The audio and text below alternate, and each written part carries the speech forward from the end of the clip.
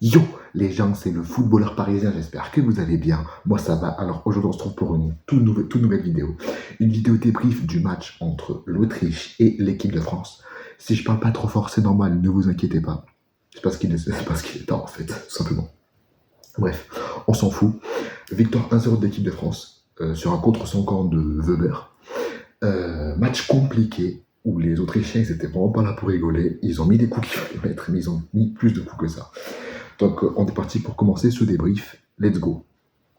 Alors on va commencer par Mike Maignan qui aura été parfait sur tout le match. Il n'aura pas trop eu grand chose à faire, surtout sur la première période, mais il aura fait son taf.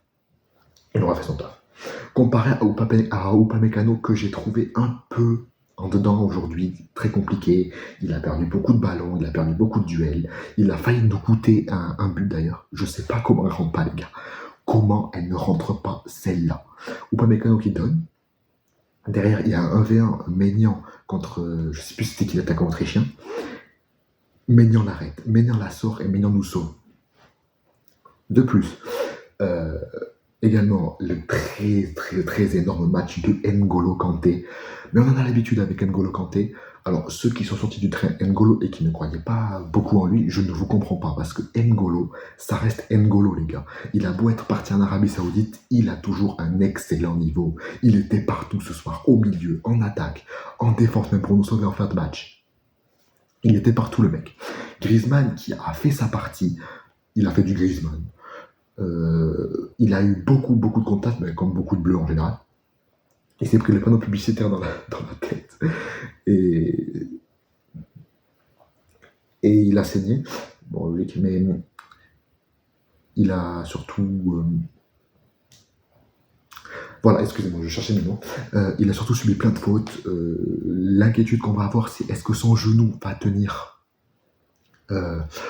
pour la suite de l'Euro? On espère fortement parce qu'il y a eu un énorme contact avec... C'était Sabitzer, si je dis pas de conneries. Ou je sais plus c'était qui. En tout cas aussi, il faut aussi regarder le bon match de Mbappé, même si bon, Mbappé, on peut toujours faire mieux, mais ça reste un bon match. Il a su prendre les couloirs, il a fait du Mbappé, 1v1, bon, 1v1 ça passe pas trop, mais bon. Bémol pour Mbappé, c'est qu'il s'est cassé le nez, je crois, en fin de match sur le staff médical des Bleus. Et je crois qu'on a fait le tour. Ousmane Dembélé aussi a été très bon sur son côté. Il a provoqué, il a joué sur sa vitesse. La défense autrichienne que j'ai trouvé bien fébrile.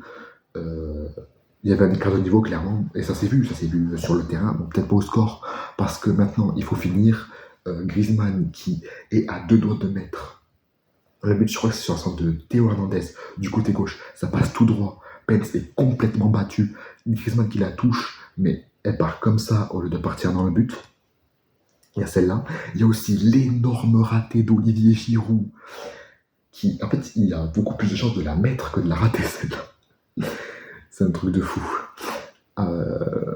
Concernant l'arbitre aussi, parce qu'il faut parler de l'arbitrage dans ce match, j'ai trouvé vraiment plus que bancal. Déjà, pourquoi? Parce qu'en première mi-temps, les Français subissent beaucoup de fautes. Et l'arbitre donne des coups francs, ok, mais il ne sort jamais le carton. Il a mis du temps sur le carton. Deuxièmement, en seconde période, tout un cirque, franchement, que ce soit du côté français ou du côté autrichien, en seconde période, c'était n'importe quoi parce que il y avait les changements. Il faisait les changements, par exemple, de l'Autriche. Une fois, il y avait Fofana et Giroud qui étaient prêts à rentrer après le changement de l'Autriche. Il a relancé le jeu alors que Giroud et Fofana étaient prêts à rentrer. De 1.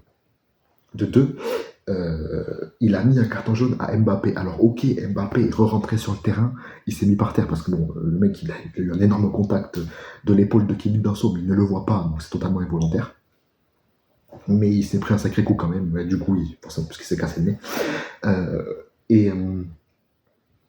Du coup, il rentre sur le terrain, tu vois, parce que bon, faut faire bouger quelque chose. Il prend un jaune, bon, le jaune est normal, il rentre sur le terrain sans la permission, mais.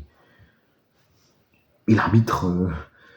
Frérot, quand tu fais un changement, fais pour les deux. Pourtant, ils étaient prêts les deux, c'est ça que je comprends pas. L'arbitrage, c'est Monsieur Manzano, ça ne me surprend pas. Les arbitres espagnols et les arbitres français sont ignobles.